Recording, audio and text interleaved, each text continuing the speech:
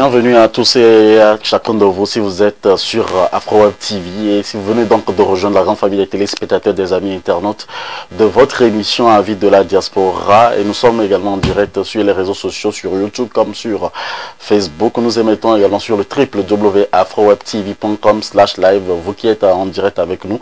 Ou si jamais vous avez manqué donc cette émission, vous faites juste afrowebtv.com/letuspost et vous serez à la bonne adresse. Merci à tous. Nous abordons donc le partenariat de ces partis politiques qu'on se voit aujourd'hui quand on parle prend donc le cas d'espèce du FPI et du RHDP en Côte d'Ivoire. On regarde également beaucoup dans le temps au Togo, on avait vu l'UFC se faire un petit partenariat également avec RPT, beaucoup dans ces pays africains ou unir, donc pour d'autres qui appellent RPT unir, donc qui avait changé également de nom. Alors vous le savez tous aujourd'hui, est-ce que ça avantage, à qui profite également ces partenariats? On en parle également au cours de cette seconde partie et aujourd'hui on constate également que nous avons des problèmes au niveau de chaque parti politique lorsqu'on veut se voir succéder en tant que président, ou ce sont les présidents qui ne préparent pas très bien aussi leur avenir ou après leur départ et cela cause beaucoup de problèmes. On en discute pendant 30 minutes et avec vous les téléspectateurs qui voudraient très bien nous rejoindre dans ce débat. Et ceci avec monsieur Alès Mikafou, analyste qui nous fait également la grâce et l'honneur, surtout la gentillesse d'accepter notre invitation aujourd'hui. Monsieur professeur Pinipini, qu'on reçoit en duplex en Europe, vous êtes consultant politique et merci à vous d'être avec nous aujourd'hui. À qui profite, première question, le partenariat des partis politiques? Professeur Pinipini. Bon, à qui profitent les partenariats ou les alliances entre les partis politiques? Il faut dire que c'est à eux-mêmes, à ceux qui font des alliances. C'est pour eux qu'ils font en général. D'une façon générale, d'ailleurs, les partis politiques sont tels chez nous, en Afrique, mais je crois, sont tellement coupés du peuple que... En général, ça ne profite qu'à ceux qui fondent les partis politiques et ceux qui ont des calculs politiques, parce qu'ils font ces alliances par rapport à leurs calculs politiques, c'est-à-dire pour l'accession au pouvoir, pour l'accession aux affaires, comme ils disent, c'est même pas au pouvoir, mais l'accession aux affaires. Et c'est à eux que ça profite. Et je veux dire que donc, les dindons de la farce là-dedans, c'est plutôt le peuple, la population, qui devaient être les premiers bénéficiaires de ces organisations politiques dont la mission première devait être celle de gérer les populations, celle de conduire le peuple pour une meilleure vie de ce peuple. Or, ce n'est pas ce qui arrive. Ce que nous savons, c'est ceux qui vivent bien, ceux qui ont toutes les facilités. C'est plutôt ceux-là même qui font les partis politiques ou qui sont dans des partis politiques, ceux qui dirigent des partis politiques, et surtout ceux qui ont des partis politiques qui sont au pouvoir ou bien qui aspirent à y arriver, ce sont eux, et pas le peuple en lui-même. Donc moi je crois que c'est les partenariats ou oui, les partenariats entre les partis politiques, à qui ils profitent, ben, ils profitent à eux-mêmes. Voilà ce que je peux dire. Voilà donc l'avis du professeur. Et vous, monsieur Alès Mikafou? Moïse, j'ai d'abord avancé un léger sourire. Et les alliances entre partis politiques, effectivement, comme vient de le dire l'aîné Moïse, ça profite d'abord aux alliés, ça profite d'abord à eux. Mais exclusivement, il faut retenir que ça profite d'abord aux partis au pouvoir et secondo, ça abêtit le parti qui vient de se rallier. Parce que lorsque nous voyons l'historique des classes politiques africaines, On a toujours constaté que lorsque le parti au pouvoir parvient à absorber un parti opposition, finalement ce parti est souvent vidé de ses substances les plus vitales et jusqu'à leur disparition complète. Sur ce cas, je peux m'appesantir exclusivement sur le FPI, l'FPI de M. Gbagbo, qui aujourd'hui presque est devenu un parti politique atome, c'est-à-dire qu'il n'a plus vraiment sa vigueur d'antan. Sur ce, je peux multiplier un peu les exemples. Je me rappelle lorsque sur le plan togolais, si nous prenons le plan togolais, et au début des années 90, nous avons connu messieurs, paix à leur âme, je parle des sœurs Agboibo et Edem Kodjo. Ils étaient tous opposants. Et au finish, on a constaté que d'abord, Edem Kodjo fut Premier ministre et avec le temps, Agboibo aussi a été Premier ministre. Moïse, c'est là il faut constater que les politiciens africains, dans leur quête, dans leur mission, ne sont pas profondément convaincus. On finit par constater que c'est des gens qui se battent exclusivement pour leur intérêt personnel. Du moment où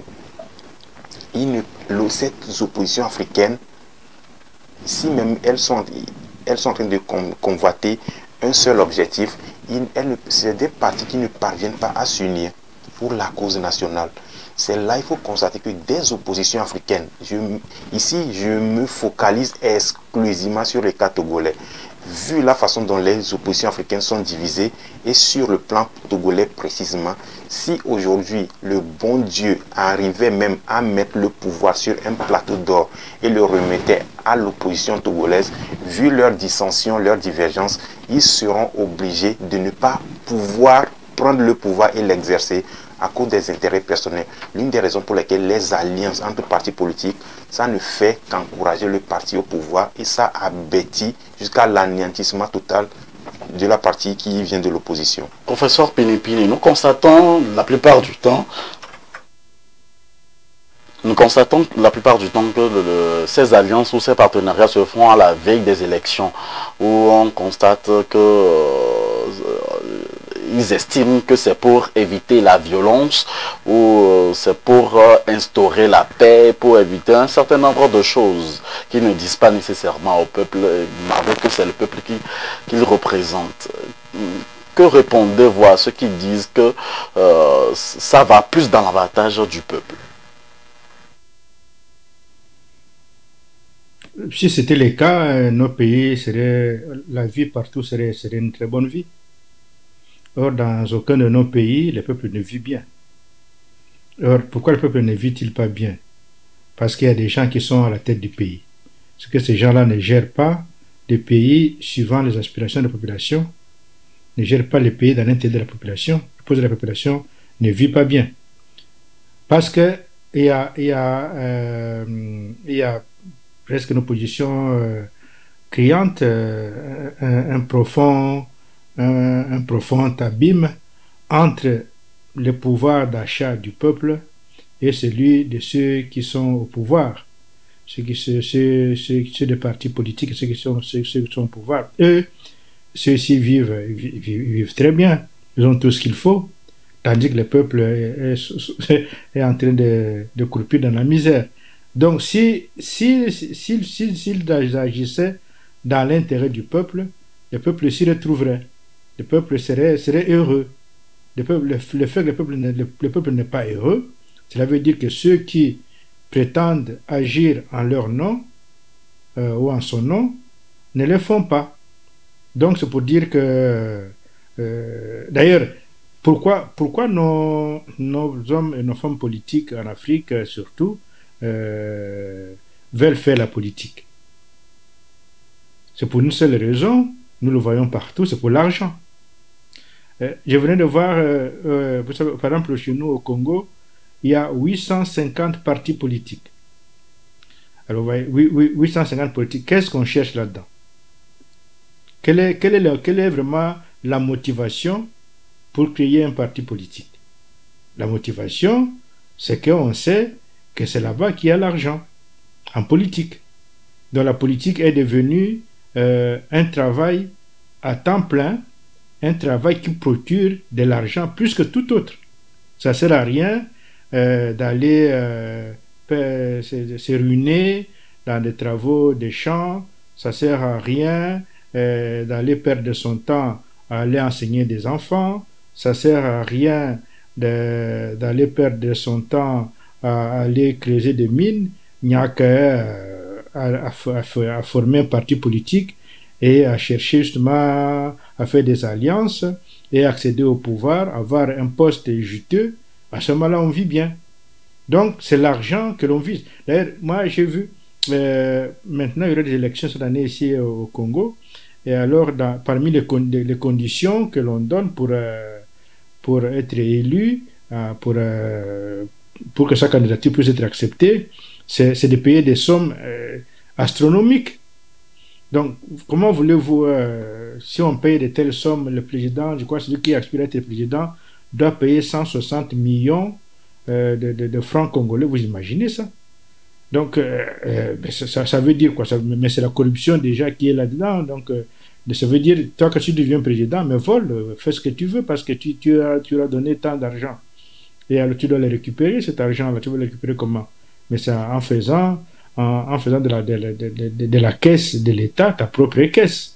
Parce que je dis que le verre, il est dans les fruits. C'est vraiment l'effet même de donner une telle, de livrer ainsi les pays entre les mains de ceux qui sont en train de postuler à des postes. Donc vraiment, on les livre, on leur livre les pays. Faites-en ce que vous voulez. Parce que c'est pas possible. Donc, je veux dire que la question, elle est là. Donc, on entre en politique, on va en politique, c'est pour de l'argent, pour son argent, pour s'acheter des maisons, pour s'acheter des voitures, pour s'acheter de la nourriture, pour bien manger, pour bien s'habiller. C'est vraiment, c'est pour soi-même en fait. Ce n'est pas pour le peuple. Contrairement au pouvoir ancestral, le pouvoir de nos ancêtres, c'était pas comme ça. Chez nos ancêtres, le pouvoir, c'est un service, c'est un véritable sacerdoce. C'est celui qui exerce le pouvoir n'est pas payé d'ailleurs. Hein, le chef de village n'est pas payé. Le chef de je ne sais quelle entité n'est pas payé. Il a ses champs, il a ses étangs, il vit comme tout le monde, mais il exerce des fonctions, il exerce aussi avec dignité et avec sérieux, avec conscience. Parce qu'il sait, il aime bien son peuple. Mais ici, c'est pas le peuple c'est pas pour le peuple que nos hommes, nos femmes politiques, ils font leur politique, c'est pour eux. Donc les alliances qu'ils font, si alliance il y a, d'abord la création des partis, comme je vous dis, au Congo, 850 partis politiques. Je crois que c'est le seul pays au monde qui a autant de partis politiques. C'est incroyable. C'est comme si, supposons qu'il y ait eu autant d'industries, autant les pays seraient autrement, mais c'est pas le cas. Donc, pour répondre donc à votre question, donc on voit bien que ce n'est pas dans l'intérêt du peuple qu'ils veulent accéder au pouvoir, c'est vraiment pour eux-mêmes. Alors, pour le président Afin N'Guessan, il dit que l'objectif de cette alliance ou de ce partenariat, c'est pour la réconciliation nationale, la cohésion sociale et justement pour la démocratie. Votre réaction, monsieur Alès Mikafo? Moïse, si dans ce sens, il a fait une alliance avec le parti au pouvoir, le RHDP, et estimant que c'est pour une conciliation sociale, pourquoi se dissocier du patriarche Gbagbo? C'est là il faut constater que les politiciens africains sont souvent de très mauvaise foi. Moïse, les rares politiciens africains qui sont vraiment de bonne foi, nous pouvons les compter au bout des doigts. Le FPI, si même Afin N'Guessan devait procéder de cette façon, il serait judicieux pour lui de laisser le FPI et s'allier uniquement au RHDP. Mais ça n'a pas été le cas. Aujourd'hui, certes, Et le sieur Gbagbo a créé un nouveau parti politique, mais ce parti politique n'a pas encore sa vigueur comme le FPI d'antan. C'est l'une des raisons pour lesquelles il faut constater que dans les oppositions africaines, même si c'est des oppositions très consistantes, il y a souvent parmi ces oppositions des brebis galeuses qui au finish foutent à néant tous les efforts consentis par le passé. Aujourd'hui, si nous devons nous appesantir sur cette association de M. Afingessa au terme duquel c'est pour une cohésion sociale, Moïse, c'est de la mauvaise foi. Et ça, c'est là aussi qu'il faut voir la puissance de l'argent en politique, du moment où l'argent achète facilement les consciences. La transition est très bien trouvée, M. Alex Mikafo. Quand on parle aujourd'hui de transition entre un ancien président fondateur d'un parti politique et un nouveau président, ou c'est par exemple l'ancien président qui est mort ou qui n'est plus de ce monde, alors, pardon? Son nom. Le nom de ce président. Alors, quand on prend par exemple le cas donc, du parti politique Le CAR, votre pays, et où on voit par exemple, mettre l'ancien président qui n'est plus de ce monde, Agboiba par exemple, où on se voit déchirer certains, les membres se déchirer ou présenter une visibilité qui n'est pas digne de ce nom, donc du sieur ou de cet ancien ministre Agboiba, ou quand on parle également aujourd'hui le cas donc de certains présidents africains où carrément dans leur parti politique le fait juste que de remplacer donc le président à l'honneur cause problème. Pensez-vous que ça donne beaucoup plus une bonne image et surtout à la politique africaine ou à la politique de nos pays? Monsieur, professeur Pinipini, je vais revenir à vous, monsieur Alex. Évidemment que non. Hein, c'est également au Congo. Hein, c'est également au Congo. Il y a le cas de Kabila, il y a le cas de Tshisekedi. Il y en a beaucoup également dans nos pays africains. Oui, mais tout à fait, c'est ça. Donc, ça pose un réel problème. Bon. En soi, il n'y aurait pas, on ne peut pas condamner d'office que le fils d'un chef de parti puisse prendre la succession de son père. Ça se passe dans le cadre du parti en toute transparence par rapport à ses compétences. S'il y a des règles claires et nettes et qui font que un fils qui postulerait prendrait la place de son père, pourquoi pas. Mais je veux dire, en général d'ailleurs, on attend la mort du patriarche pour que le fils puisse le succéder. Tant qu'il est là, il reste l'unique pilier du parti. Ça veut dire que ce sont des partis qui font où il y a rarement de congrès, il y a rarement des élections qui se font. Donc quand tu as fondé le parti, donc tu deviens Dieu le Père Tout-Puissant. Ça devient ton affaire à toi. Comme je dis, ce n'est pas l'affaire du pays. Tu ne peux pas concevoir, tu te mets par exemple de côté et que par de ton vivant, ton parti puisse être dirigé par un autre. Ce qui aurait été, ce qui donnerait plus de vigueur à ce parti, parce que les gens adhèrent à un parti, aux idées que quelqu'un d'autre sort, mais pour que eux aussi apportent du leur dans ce parti. C'est pas parce que quelqu'un a fondé un parti que les uniques idées pour la bonne marche du parti ne doivent être que les siennes. Non, mais on peut avoir d'autres idées. Or, le problème ici, c'est qu'on ne voudrait pas les idées des autres sont mal reçues. Et alors, on attend jusqu'à quand jusqu'à sa mort pour être tout le temps toujours président de son propre parti. Et comme ça, nos partis deviennent comme ça toujours presque des partis monolithiques où finalement revient une clique de personnes qui prennent tout en main et qui s'accaparent de tout et qui, une fois arrivés au pouvoir, font la même chose. Et c'est des pays qui s'en trouvent très mal dans ce cas-là. Donc, je voudrais dire que ça ne nous fait pas honneur comme cela. Ce qui serait bien, c'est que nos hommes et nos femmes politiques puissent avoir quand même un peu d'amour de notre pays, de nos pays, comme l'ont les jeunes en général, eux qui sont un peu plus âgés, qui puissent eux aussi se laisser un tout petit peu, même pas un tout petit peu, mais vraiment abandonner un peu cette ligne coloniale qui leur colle tellement à la peau, à laquelle ils tiennent tant, de vouloir diriger, d'être les seuls à diriger et de ne supporter aucune opposition. Parce qu'on va même dans les partis politiques, les oppositions ne sont pas acceptées non plus.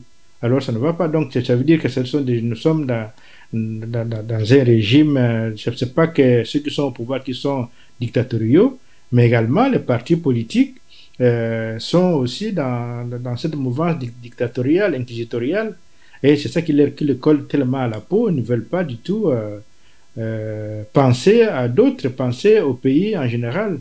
Penser, on pense, on voit que soi-même, et on tient absolument qu'à soi-même et pas aux autres.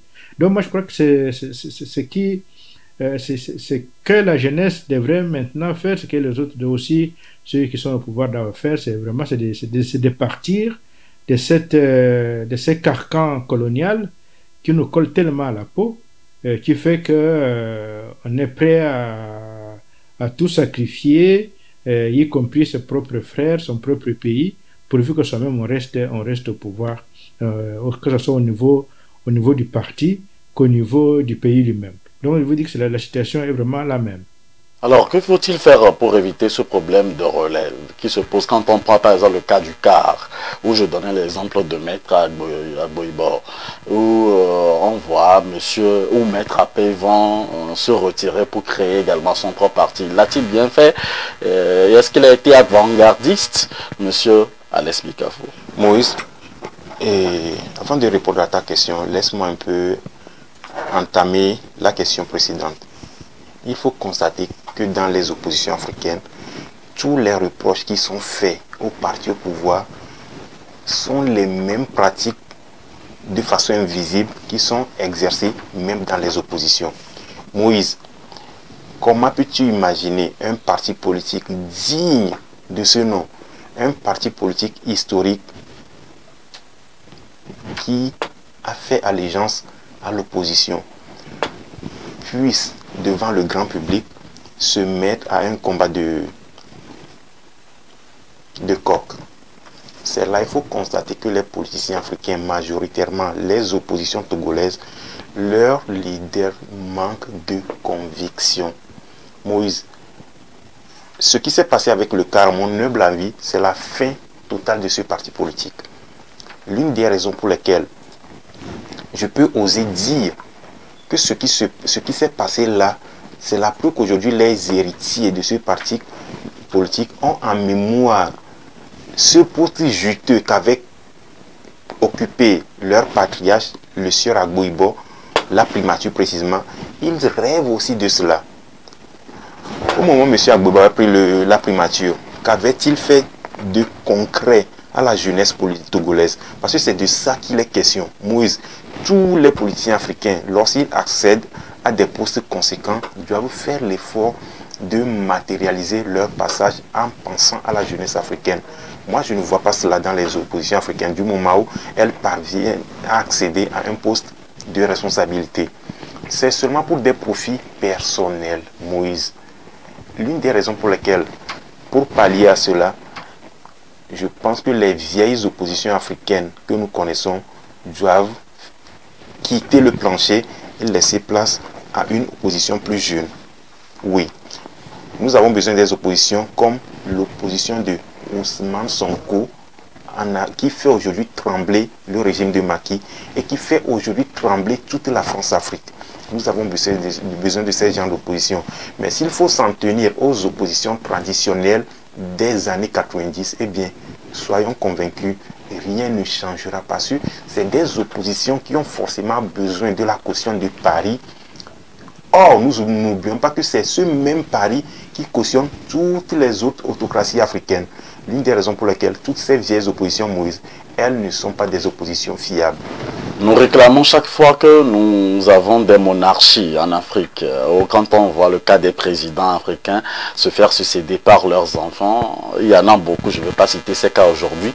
Alors, quel conseil, que faire, que devons-nous faire et qu'avons-nous comme solution à proposer pour éviter ces genres de pratiques à la tête des partis politiques? Professeur Philippe, votre conclusion? Oui, d'abord, ce ne sont pas des monarchies. Parce que les monarchies africaines, nous le connaissons. Il faut savoir que nos ancêtres, ce sont eux qui, les premiers, ont introduit dans le monde la notion et la pratique de monarchie. Et ils les ont pratiquées d'une façon remarquable. Pas simplement depuis la Nubie on peut dire jusqu'au 16e, 17e siècle, quand les Européens sont arrivés, qu'ils ont commencé à tout démolir, mais nos monarchies ont vraiment tenu l'Afrique, ont géré l'Afrique d'une façon extraordinaire pendant des millénaires. Mais les dictateurs actuels ne sont pas des monarques, sont vraiment, leurs titres sont des dictateurs, parce que c'est un pouvoir d'imposition. Parce que les monarques ne sont pas des impositeurs. Les monarques sont choisis. C'est un pouvoir héréditaire, choisi et accepté par la société, et qui se met au service de la société. Et si le pouvoir actuel, c'est un pouvoir étranger, venu de l'étranger, et qui est au service de l'étranger. Nos dictateurs, là, ce qui les préoccupe, ce sont leurs maîtres étrangers.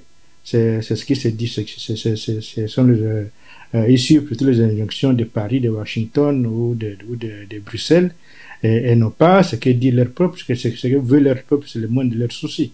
C'est pour ça que je dis que ce ne sont pas des monarchies, ce sont des dictateurs, des dictatures qui sont là contre notre propre peuple. Alors, quel est le conseil que je leur donne? Mais c'est de se ressaisir. Il n'est jamais trop tard pour se ressaisir. Il n'est jamais trop tard pour bien faire. Même si on est âgé, on peut toujours se ressaisir et redonner la chance à son pays.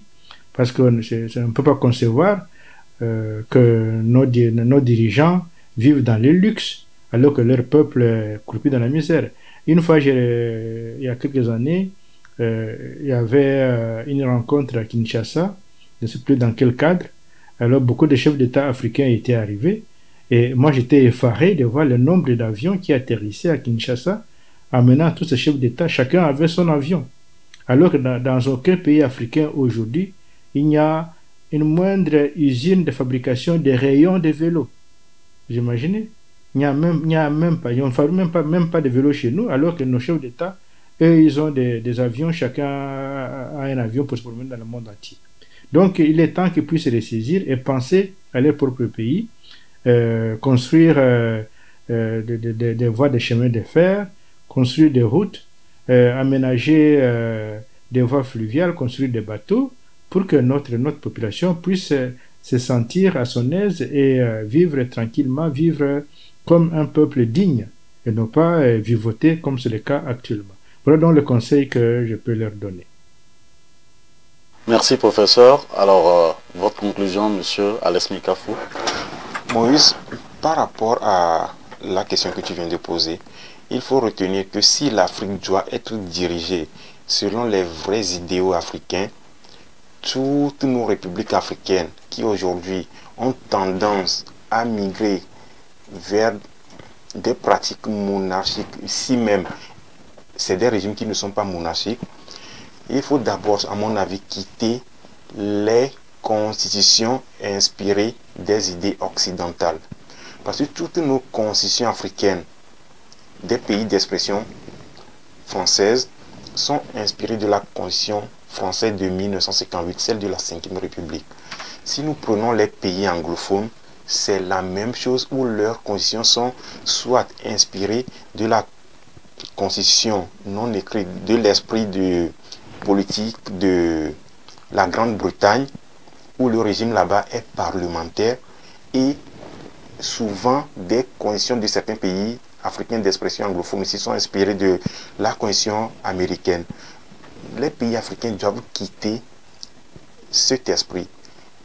D'où je pense que nos constitutions doivent être inscrites, doivent être réécrites et selon les modèles africains.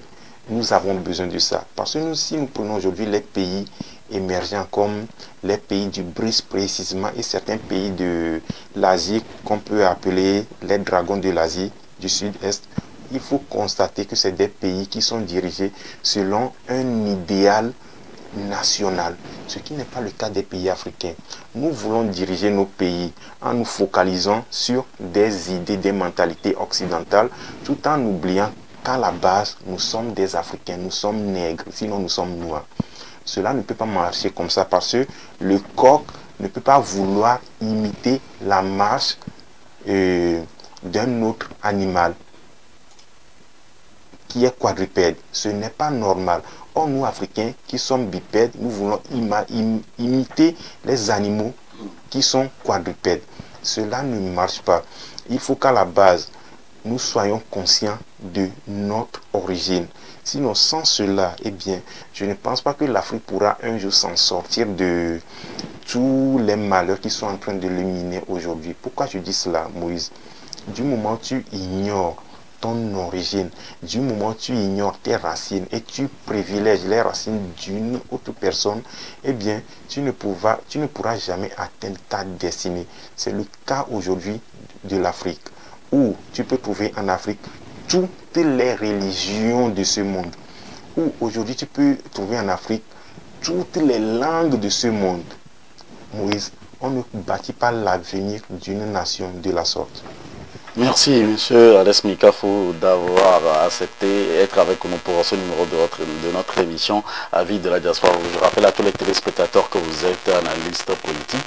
Et nous avons reçu le professeur Penipini depuis l'Europe. Et nous saluons tous nos compatriotes. Nos émissions seront en replay sur notre chaîne YouTube. N'hésitez surtout pas à vous abonner, à étendre donc la famille, à partager également vos points de vue en commentaire avec nous.